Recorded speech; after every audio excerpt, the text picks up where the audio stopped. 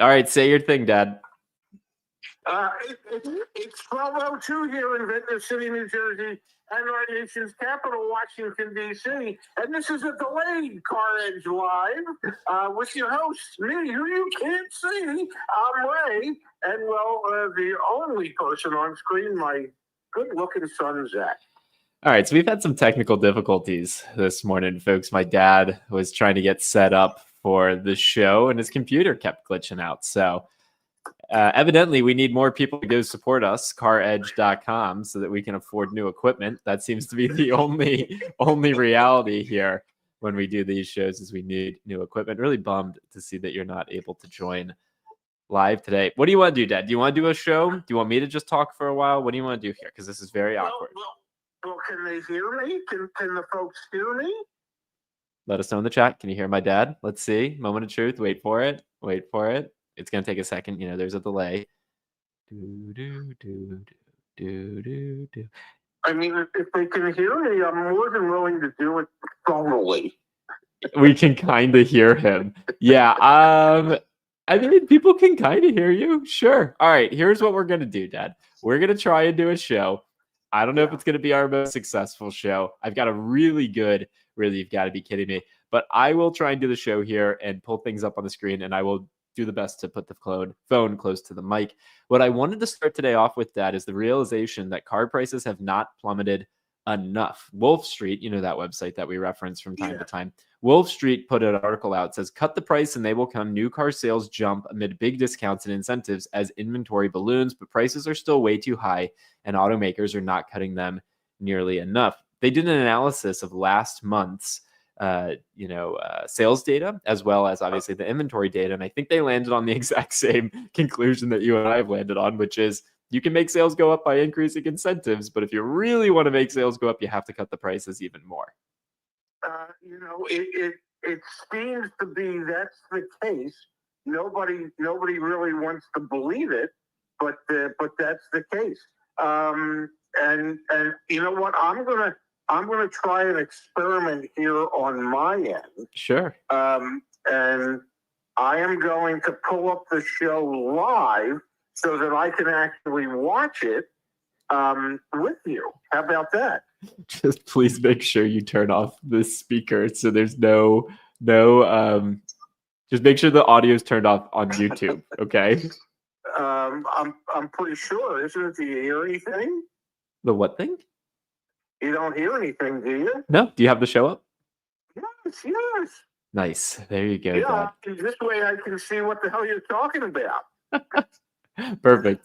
So you can see then, it'll take a second because it's delayed, but you can see then the new vehicle sales data up on the chart. And actually, new vehicle sales went up significantly last month. The run rate that they're expected to be selling at went up to over 16.6 million, which is up significantly from where we were. And it's directly a correlation to the amount of incentives that the automakers put out there. And so we actually just filmed a video that'll go out next week, but let's talk about it a little bit here. The year-end deals, we anticipate them to be even stronger, and they already are. Lots of 0% financing and things like that, which is simply a function of needing to move these vehicles.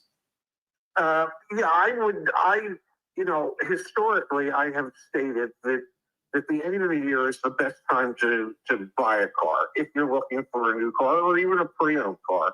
At a franchise dealership in many cases. And the reasons for that are simple. The manufacturers want to hit their annualized calendar goal for the year. They have saved up their money to put the biggest incentives of the year on the vehicles. Everybody kind of gets hyped up about hitting sales goals and sales objectives.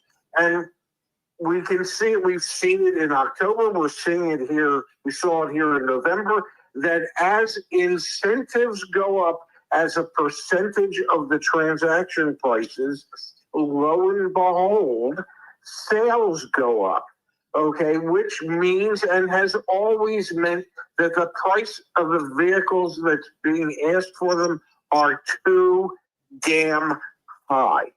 That part hasn't changed. And, Wolf Street saying it, we've been saying it forever. It would just be nice if one automobile manufacturer out there would listen to what their customers are trying to tell them, as opposed to them trying to tell their customers what the hell it is that they want. So for those of you joining late, my dad is in purgatory, evidently. Actually, he just has computer issues today, so he's on speakerphone. Yeah, the other story that I think is really compelling is Consumer Reports came out with more data just this morning, and Subaru topped their ranking as the best brand in terms of their analysis.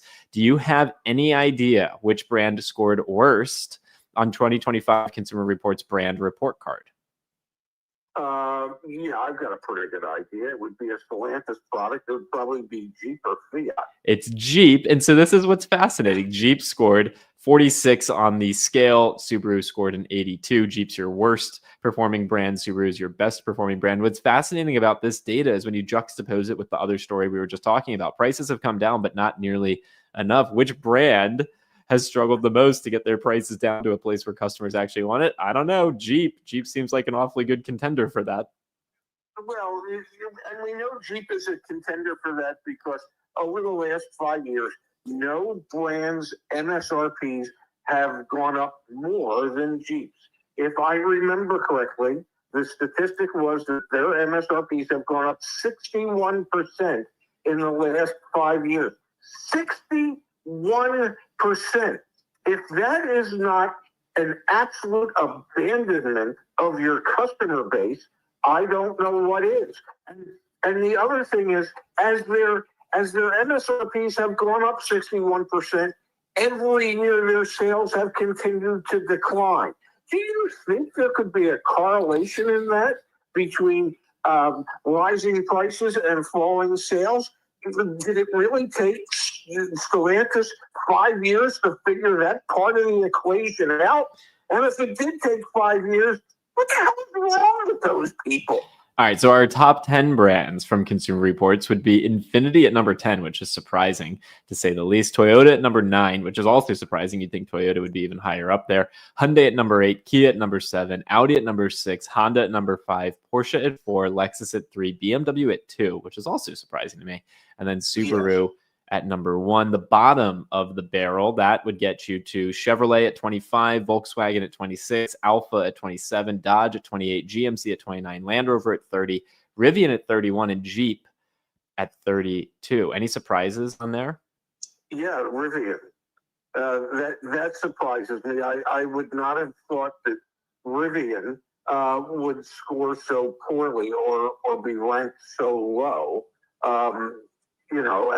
As a startup, yes, they have issues, but my goodness gracious, they haven't ramped up production enough to be this far down. I wouldn't think, but what do I know? No, I agree with you. It's surprising that Rivian is so low on this list. But again, that's Consumer Reports brand report card demonstrating and showing that, Chevy, Volkswagen, Alfa, Dodge, GMC, Land Rover, Rivian, and Jeep all have work to do in terms of how well their brand is perceived. Another big story today, Dad, would be we got the latest and greatest 90-plus day delinquency data from the Federal Reserve. It'll load on your screen in just a moment. And pretty much every different category of debt, with the exception of student loan debt, obviously, has gone up significantly. Auto is this green line. So you can see back during the pandemic, they had us at 3.7% auto loan delinquency of 90 days or greater. We're up to 4.6%. That's the Q3 2024 data that just came out. Credit card, as you can see up here, over 11% and has spiked.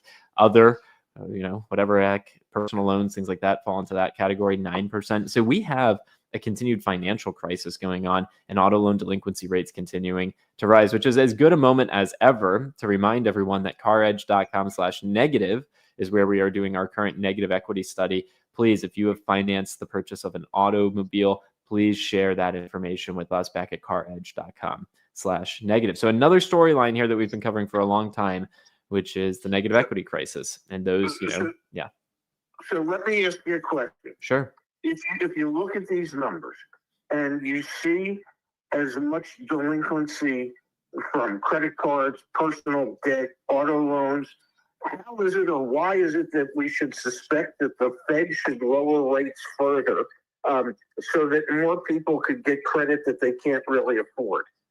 That's the part that I don't get. We have people are already overextended. Do we really want to make it easier for them to get more credit at a lower interest rate?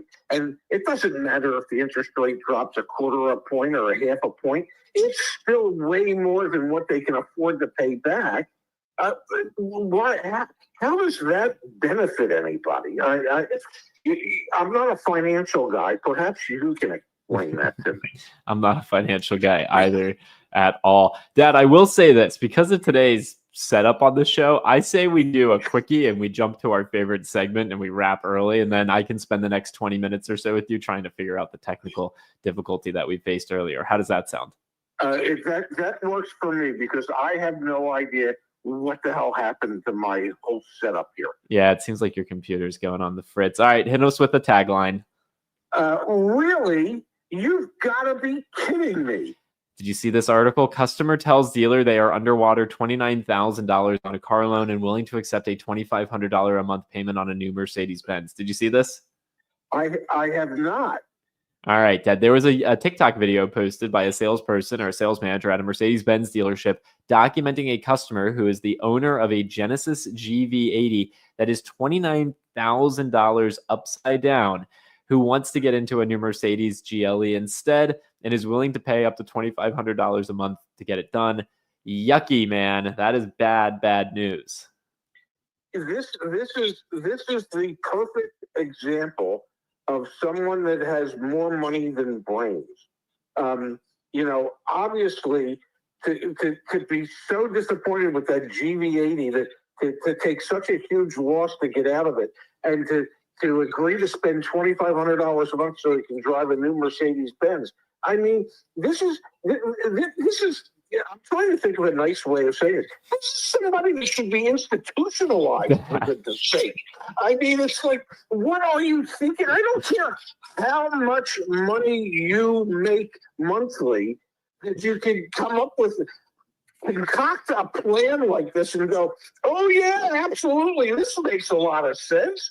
How does that make sense? Where is that person's head other than shoved so far up his butt that he has no idea what they're doing? It's just crazy to me. I think what's fun about this is we can all imagine what your face looks like right now. It's red. Yeah, I'm sure it's red. All right, gang. So sorry about today's technical issues. We will jump back on tomorrow, hopefully, and have everything cleared away. Oh, wow. Here we go. We've got actually, Dad, a contribution that is coming from Connor. I see that. Yeah. All right. So we're sticking on. People want to keep us on in this current, paradigm. You're more than welcome to, but I want to play IT in a moment here. Right. Thank you, Connor. Ray and Zach are the best. I'm a CarEdge Insights member for 2 months. Thank you, Connor. Thanks for supporting us. Quick question. I'm looking into leasing a Kia Sportage 2025 PHEV. Any advice? Do it before the tax incentives go away. That's the first thought that goes through my head. Do it before January 20th. But when it comes to leasing, do you have specific advice for folks, Deb? Well, my advice has always been, don't put any money down.